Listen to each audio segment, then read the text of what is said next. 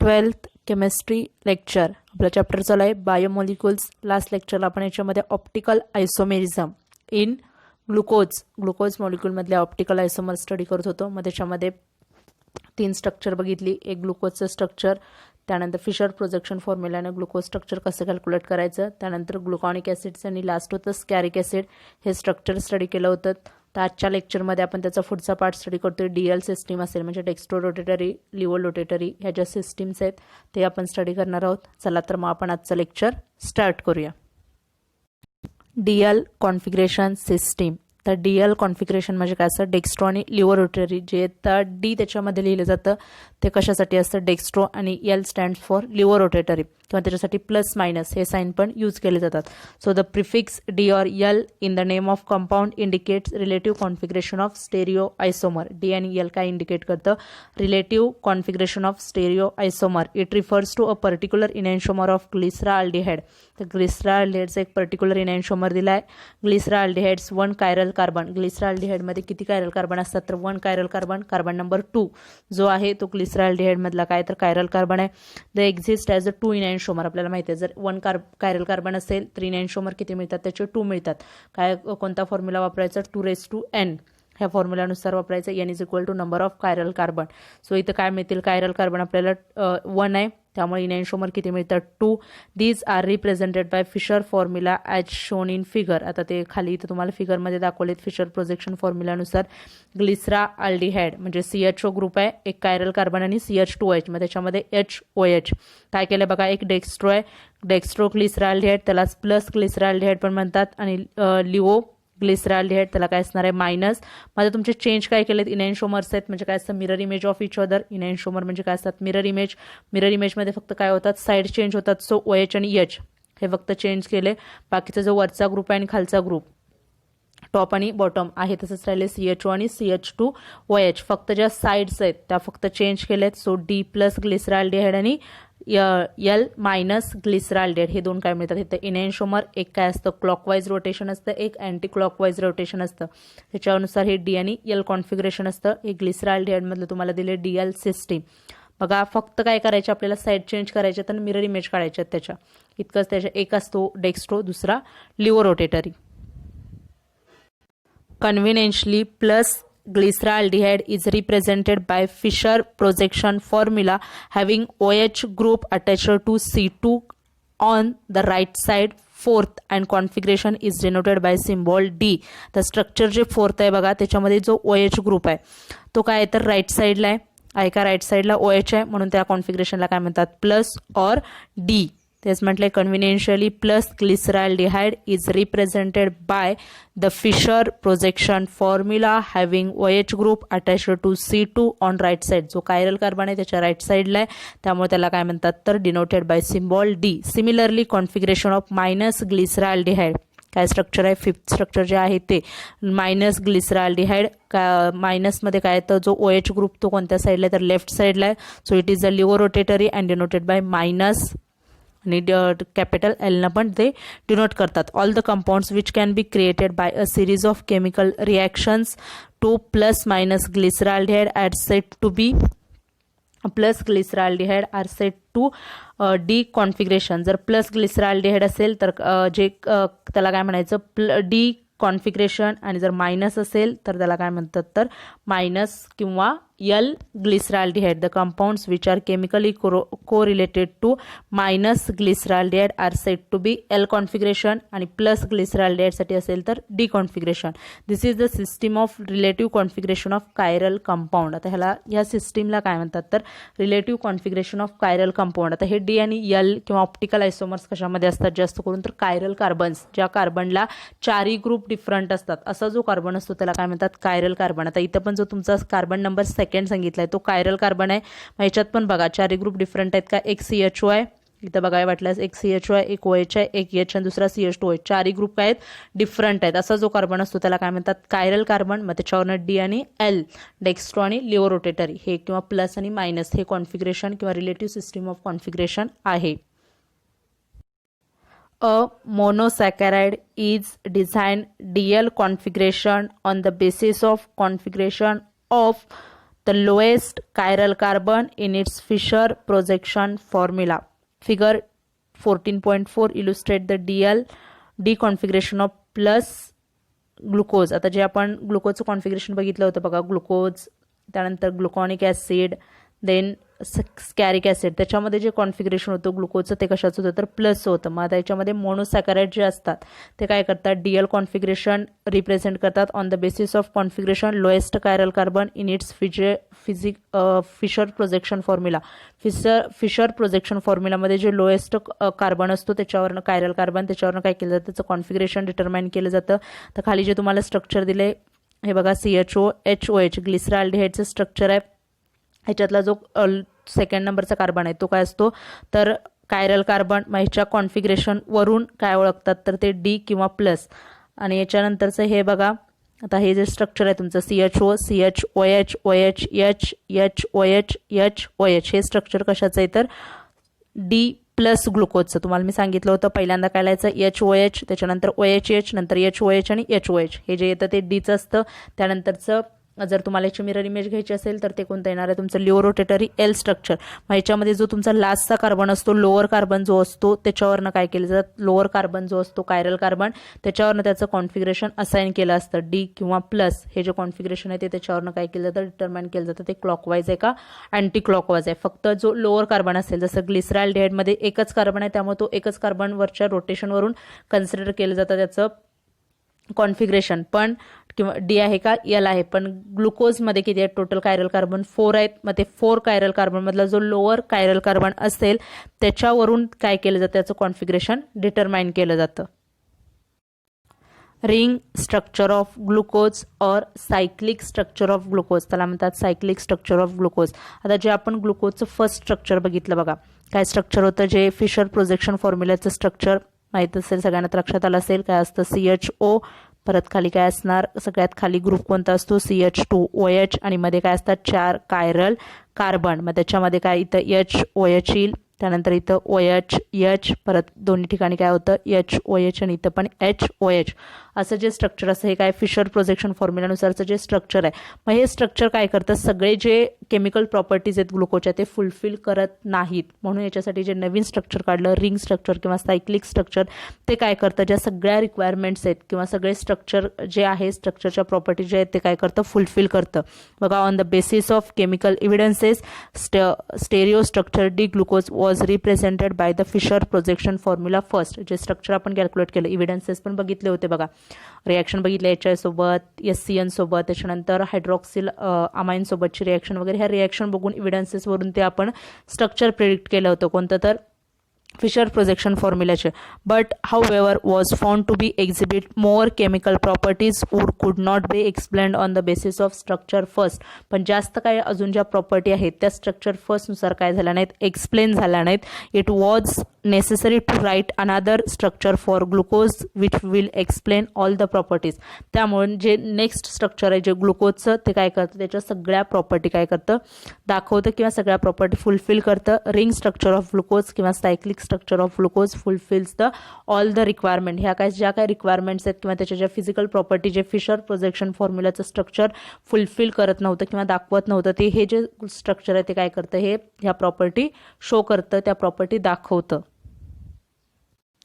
Glucose is found to have 2 cyclic structure 6 and 7. बघणार आहे आपण ती cyclic structure which are in equilibrium with each other through the open chain structure first in aqueous solution. जे fissure projection फॉर्म्युल्याचं जे structure आहे त्याच्यावरूनच हे जे सायक्लिक स्ट्रक्चर आहेत ते घेतले. त्याचे किती असतात तर त्या एकावरून किती निघतात 2 सायक्लिक स्ट्रक्चर निघतात. The ring structure of glucose is formed by reaction between formyl CHO group and the alcoholic group at C5. तर जे रिंग स्ट्रक्चर असतं ते कसं तयार होतं तर जो 5th नंबरचा तुमचा कायरल कार्बन जो 5th कार्बन असतो म्हणजे कार्बन नंबर 5 म्हणजे जो कायरल कार्बन आहे 4th नंबरचा लास्टचा जो लोअर कायरल कार्बन आहे त्याच्यात मधला जो OH ग्रुप आहे अल्कोहोलिक फंक्शनल ग्रुप आणि जो सगळ्यात फर्स्ट कार्बनवरचा CHO ग्रुप फॉर्माइल ग्रुप किंवा अल्डिहाइड ग्रुप, ह्या दोन्ही मध्ये काय होते रिॲक्शन होते. अल्डिहाइड ग्रुप आणि OH मध्ये रिॲक्शन होते. Thus the ring structure is hemi acetal structure. कशाचं स्ट्रक्चर होतं ते हेमी ॲसिटल टाईपचं स्ट्रक्चर होतं. तर हे आपण चॅप्टर 12 मध्ये बघितलं हेमिएसिटल ॲसिटल स्ट्रक्चर काय असतात ते. हेमिएसिटल स्ट्रक्चर मिळतं. The two hemiacetal structure 6 and 7 differ only in the configuration of C1. कशामध्ये ते डिफरन्स असतं तर कॉन्फिगरेशन ऑफ C1 जो कार्बन नंबर 1 आहे त्याच्या कॉन्फिगरेशनमध्ये डिफरन्स आहे. जी दोन स्ट्रक्चर आपल्याला परत ग्लुकोजचे मिळतात त्याच्यामध्ये. The additional chiral centre resulting from the ring closure. आता जी कायरल सेंटर आहे ॲडिशनल कायरल सेंटर काय होतं एक एक्स्ट्रा कायरल सेंटर त्याच्यामध्ये येतं त्याच्यामुळे काय होते रिंग क्लोज होते रिंग क्लोजर होतं. आणि the two ring structures are called alpha and beta anomers of glucose and C1 is called anomeric carbon. बघा तर जे दोन आपल्याला स्ट्रक्चर्स मिळतात दोन रिंग स्ट्रक्चर जे मिळतात त्याला काय म्हणतात अल्फा आणि बीटा हे दोन स्ट्रक्चर ॲनोमर्स ऑफ ग्लुकोज त्याला म्हणणार आहे anomers of glucose. And C1 is called carbon नंबर 1 इज कॉल्ड ॲनोमेरिक कार्बन. त्या कार्बनला काय म्हणायचं तर anomeric carbon. The ring of cyclic structure of glucose contains 5 carbon. Cyclic structure बघा the ring of cyclic structure of glucose contain 5 carbon and 1 oxygen. किती carbon आहेत 5 carbon and 1 oxygen. Thus the 6 it is a 6 membered ring. It is called pyrano structure. 6 membered ring like structure होतं म्हणून त्याला म्हणतात पायरॅनो structure. म्हणजे त्याच्यामध्ये रिंगमध्ये काय काय इन्व्हॉल्व असतं तर 5 कार्बन आणि 1 ऑक्सिजन. मग ते 6 मेंबर्ड रिंग लाईक स्ट्रक्चर होतं. It is called pyranose in analogy with 6 membered heterocyclic compound pyran. ते दिसतं कशासारखं तर हेट्रोसायक्लिक जे कंपाऊंड आहे पायरॅन त्याच्यासारखं दिसतं. म्हणून ग्लुकोजचे जे मॉलिक्युल्स आहेत ग्लुकोज इज ऑल्सो कॉल्ड ग्लुकोपायरॅनोज. जे दोन अल्फा आणि बीटा स्ट्रक्चर येणार आहेत ते कशासारखे दिसतात पायरॅनसारखे दिसतात म्हणून त्याला म्हणतात glucopyranose. Haworth formula is a better way than Fisher projection formula to represent the structure of glucopyranose. ते आता नंतर बघणार आहे आपण हावर्थ प्रोजेक्शन फॉर्म्युला तो पण आहे. ते त्याच्यामध्ये कसे मॉलिक्युल्स लिहायचे वगैरे सांगते. हावर्थ प्रोजेक्शन फॉर्म्युलामध्ये काय होतं हावर्थ प्रोजेक्शन फॉर्म्युला काय असतो better way to represent the structure of glucopyranose than Fisher projection formula. Fisher प्रोजेक्शनपेक्षा हावर्थ आपण बेटर रिप्रेझेंट करू शकतो. In the Haworth formula, the Pyranose ring is considered in a perpendicular plane with respect to the plane of paper. आता पहिल्यांदा आपण cyclic structure बघूया नंतर Haworth सांगते. आधी स्ट्रक्चर बघू. आता हे जे तुम्हाला स्ट्रक्चर दिसत आहेत ते स्ट्रक्चर बघा ring structures of glucose. Fischer projection formula जे ग्लुकोजचं आहे त्याच्यानुसार ही रिंग स्ट्रक्चर काढले. तर रिंग स्ट्रक्चरमध्ये काय होतं बघा जे तुमचं जे मिडलला स्ट्रक्चर दिसतंय फर्स्ट स्ट्रक्चर ते ग्लुकोजचं आपलं फिशर प्रोजेक्शन फॉर्म्युलाचं स्ट्रक्चर आहे. CHO ग्रुप CH2OH आणि त्यानंतर 4 कायरल कार्बन 2 3 4 5 हे कायरल कार्बन. मग आता रिॲक्शन होताना काय रिॲक्शन होते तर तो तुमचा 5th कार्बनवरचा जो OH आहे हायड्रॉक्सिल ग्रुप आणि हा जो फॉर्माइल ग्रुप म्हणजे CHO ग्रुप आणि हा OH ग्रुप ह्याच्यामध्ये काय होते रिॲक्शन होते. मग आता ह्या OH ग्रुप काय होतो इकडे मायग्रेट होतो. मग तिकडं OH ग्रुप मायग्रेट झाल्यामुळे काय होतं बघा फर्स्ट जो अल्डिहाइड ग्रुप आहे तिकडं OH ग्रुप मायग्रेट होतो. मग तो OH ग्रुप मायग्रेट झाल्यामुळं तिथं स्ट्रक्चर काय होणार आहे बघा CHO अगोदरचा आहे आणि हे OH. मग ह्यातला जो OH जो O असतो तो काय तो रिंगच्या मध्ये येतो ह्या दोन्हींना जोडण्याचं काम करतो ऑक्सिजन. मग राहिलं काय इथं स्ट्रक्चर सांगा CH आणि हा OH. मग तो कार्बोनिल जो ऑक्सिजन आहे तो काय येतो रिंगच्या मध्ये येतो आणि हा OH ग्रुप हा कार्बन काय होतो ॲडिशनल ॲनोमेरिक कार्बन म्हणतात. बघा हा ॲडिशनल जो ॲनोमेरिक कार्बन आहे तो रिंगमध्ये येतो. बघा जो हा अल्डिहाइड आहे रिॲक्शन बघा कशी सांगते मी. हा जो OH ग्रुप आहे अल्डिहाइड या दोन्हींमध्ये रिॲक्शन होते. OHचा 5th कार्बनचा OH ग्रुप काय होतो इकडं मायग्रेट होतो आणि आता हा C डबल बॉन्ड O आणि H हे स्ट्रक्चर अल्डिहाइड म्हणजे काय असणार आहे C डबल बॉन्ड O आणि H. मग त्यातला हा कार्बन इथे राहतो रिंगमध्ये येतो आणि एक H ह्या साईडला येतो आणि त्यातला O जो राहतो तो काय येतो कार्बनच्या मध्ये येतो आणि हा OH मायग्रेट होणारा त्या कार्बनला जाऊन काय होतो अटॅच होतो. असं स्ट्रक्चर मिळतं. बघा जे तुम्हाला फर्स्ट स्ट्रक्चर सांगितले त्याच्यामध्ये तसंच केलंय. OH त्या फर्स्ट कार्बनला अटॅच झाला आणि अल्डिहाइड मधला O काय होतो त्या रिंगमध्ये येतो आणि जे तुमचा एक H. मग ह्या दोन्ही स्ट्रक्चरमध्ये बघा हे जे दोन्ही स्ट्रक्चर ग्लुकोजचे सेम स्ट्रक्चर्स आहेत.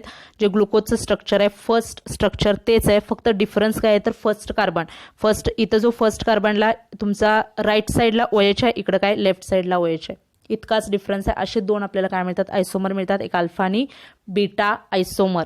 ह्याला ग्लुकोज म्हणतात किंवा ह्याचं जे हावर्थ स्ट्रक्चर असतं त्याला ग्लुकोपायरॅनोज. पायरॅनोज सारखं स्ट्रक्चर दिसतं म्हणून याला म्हणतात ग्लुकोपायरॅनोज. स्ट्रक्चर समजलं काय करायचं फक्त जो OH ग्रुप आहे आणि फर्स्ट जो तुमचा अल्डिहाइड असतो अल्डिहाइड मधला जो कार्बन आहे तो इकडे लिहायचा त्याचा एक H आणि OH हा जो OH मायग्रेट होणार तो OH आणि जो ऑक्सिजन राहतो तो काय होतो रिंगच्या मध्ये येतो.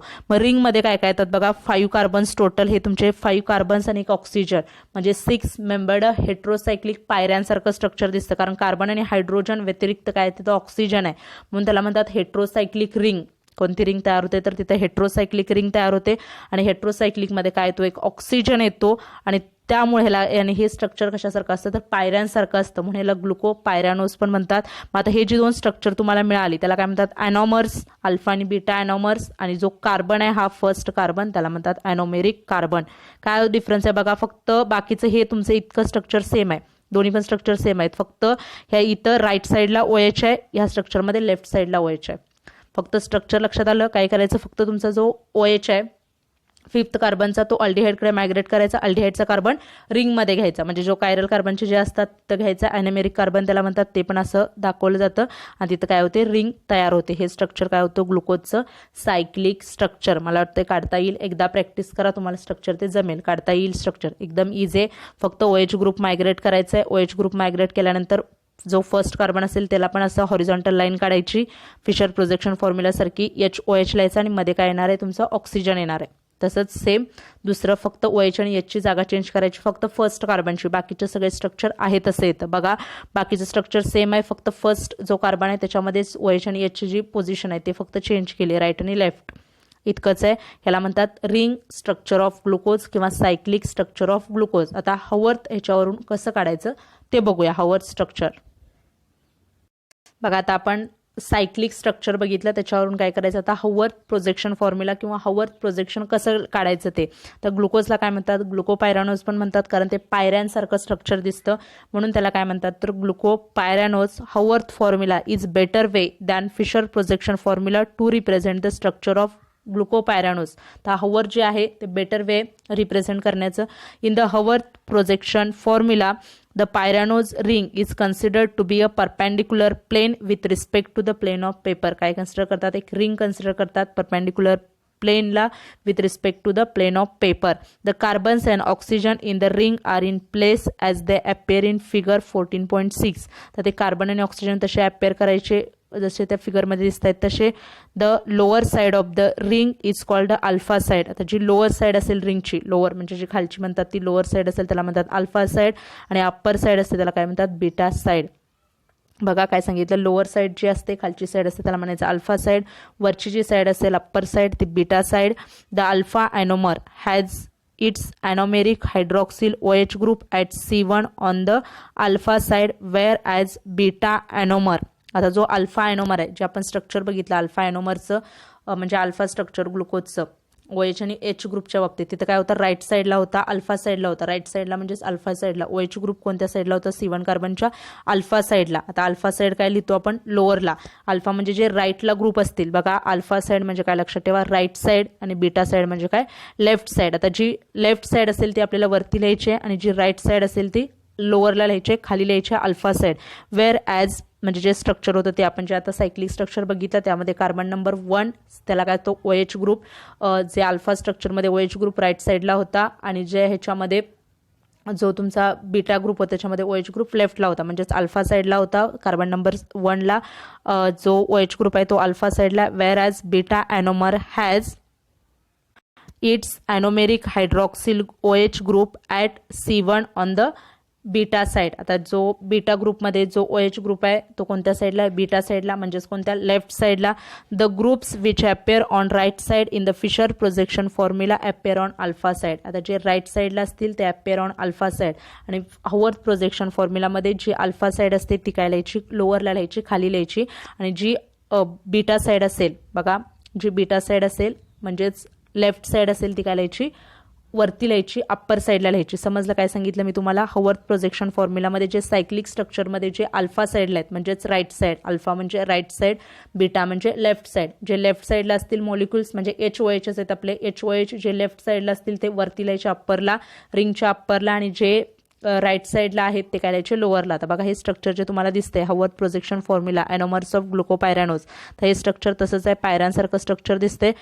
एकदम इझी स्ट्रक्चर आहे. काय करायचे 6 मेंबर्ड रिंग काढायचे ज्याच्यामध्ये ऑक्सिजन असेल असं, जसं आपलं सायक्लिक स्ट्रक्चर होतं जे आपण आता सायक्लिक बघितलं, सायक्लिकमध्ये काय केलं, अशी सायकल मध्ये रिंग आली होती आणि इथं खाली तुमचा CH2OH ग्रुप होता. त्यानंतर जे असे कार्बन्स होते तसे स्ट्रक्चर काढायचं व्यवस्थित. काय आता ह्याच्यामध्ये स्ट्रक्चरमध्ये काढलं जातं बघा, जे 6 कार्बन आहेत तसं 6 कार्बनसारखं हे स्ट्रक्चर काढायचं. म्हणजे पहिला स्टार्टिंग करताना काय करायचं बघा, जे आपलं स्ट्रक्चर होतं, मी आता इथे ते स्ट्रक्चर काढते, जे होतं ते काय असणार आहे बघा. पहिल्यांदा सांगा मला, जो आपलं फिशर प्रोजेक्शन फॉर्म्युलानुसार आपण सायक्लिक स्ट्रक्चर काढलं ते काय असेल, HOH. तर हे अल्फाचं बघूया आपण. इथं काय होतं, इथं कायरल कार्बन, त्यानंतर ह्या कायरल कार्बनला आपण काय करणार, ओनं जोडणार आहे. त्याच्यानंतर परत नेक्स्ट कायरल कार्बनमध्ये काय असणार आहे, HOH. स्टार्टिंगचा आपला हा फर्स्ट झाला, हा सेकंड कायरल कार्बन.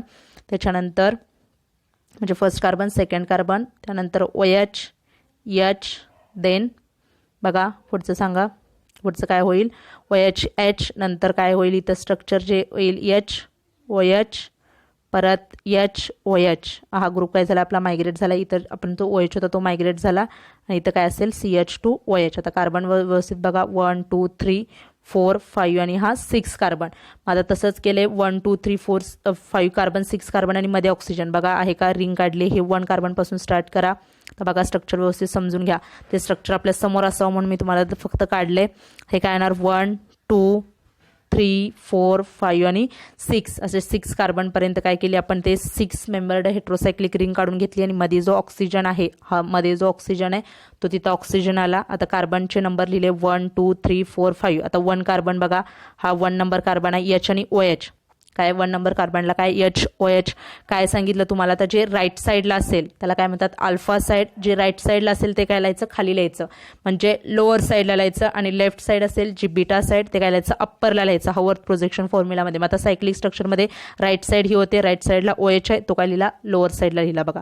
आणि जो H आहे तो बीटा साईडला आहे, तो काय लिहायचा, अप्पर साईडला लिहायचा. राईट साईडला जो असेल ते अप्पर. फर्स्ट कार्बनचं लिहून झालं HOH. त्याच्यानंतर सेकंड कार्बनमध्ये HOH. तर जो OH आहे सेकंड कार्बनमध्ये, तो पण काय राईट साईडला आहे, तो काय लिहिणार आपण, लोअर पोझिशनला. लिहिला का, लोअर पोझिशनला.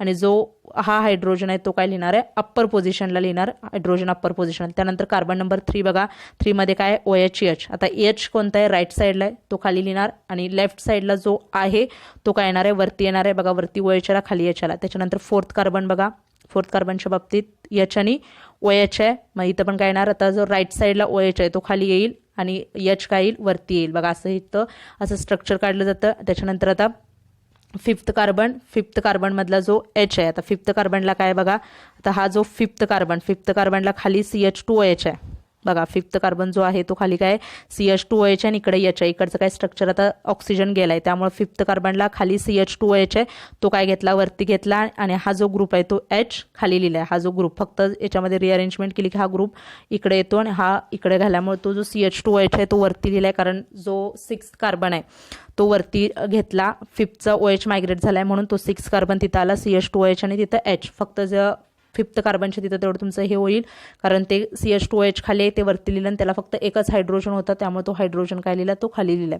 समजते स्ट्रक्चर बघा. अल्फा डी ग्लुकोपायरानोज जे तुमचे स्ट्रक्चर आहेत तसंच आता सेम हे जे बीटा डी, अल्फा आणि बीटा आहे ग्लुकोपायरानोज, अल्फा डी ग्लुकोपायरानोज. आणि बीटामध्ये काय आहे, तर आता अल्फा जे स्ट्रक्चर आहे तुमचं, जो ग्रुप खाली आहे तो वरती जातो, वरती ग्रुप खाली बघा. आता सेकंड कार्बनचं मी सांगितलं, सेकंड कार्बनचं जो आहे, आता याच्यामध्ये काय झालं, फक्त एवढाच डिफरन्स आहे बघा, हा H आणि हा OH आहे का, इथं OH आहे आणि इथं H आहे, तेवढाच डिफरन्स आहे. कारण आपण ॲनोमेरिक फॉर्म्स जे बघितलेत अल्फा आणि बीटा, याच्यामध्ये तितकंच आहे. बाकीचे सगळे तुमचे ग्रुप काय आहेत, सेम आहेत. फक्त जो फर्स्ट कार्बनवर काय असतो, जो हायड्रोजन आणि OH, फर्स्ट जे स्ट्रक्चर आहे अल्फामध्ये काय असतं, OH राईट साईडला असतो आणि बीटामध्ये लेफ्ट साईडला असतो, तेवढं चेंज आहे. बीटा लेफ्ट साईडला असेल तर वरती असतो, राईट साईडला असेल तर खाली बघा. फर्स्ट स्ट्रक्चरमध्ये चेंज आहे, बाकीचे सगळे तुमचं जे स्ट्रक्चर आहे 6 कार्बनपर्यंत सगळं स्ट्रक्चर सेम आहे. हे जे स्ट्रक्चर असतं त्याला म्हणतात हावर्थ प्रोजेक्शन फॉर्म्युला. काय करायचं हावर्थ प्रोजेक्शनमध्ये, जो तुमचं आपलं सायक्लिक स्ट्रक्चर काढलंय तसं फक्त रिंग काढून घ्यायची, बाकीचं काय करायचं नाही. रिंग काढायची 6 मेंबर्ड रिंग, मध्ये ऑक्सिजन फर्स्ट आणि जो फिफ्थ कार्बन आहे त्याच्यामध्ये ऑक्सिजन बघा आलाय का. हा जो फर्स्ट कार्बन आणि फिफ्थ कार्बनच्या मध्ये ऑक्सिजन होता तसंच ऑक्सिजन आला. आणि जो 6 कार्बन आहे तो तेवढं फिफ्थ कार्बनच्या वरती लिहायचा, ते तेवढं चेंज आहे. बाकीचं जे OH आणि H आहेत ते कसे लिहायचे, जे राईट साईडला असतील ते खाली लिहायचे आणि लेफ्ट साईडला असतील ते वरती लिहायचे. इतकं स्ट्रक्चर आहे. मला वाटतं जमेल. व्यवस्थित करा परफेक्ट. तर आजचं लेक्चर आपण इथं स्टॉप करतोय. नेक्स्ट लेक्चरला याचा आपण पुढचा पार्ट स्टडी करूया. थँक्यू.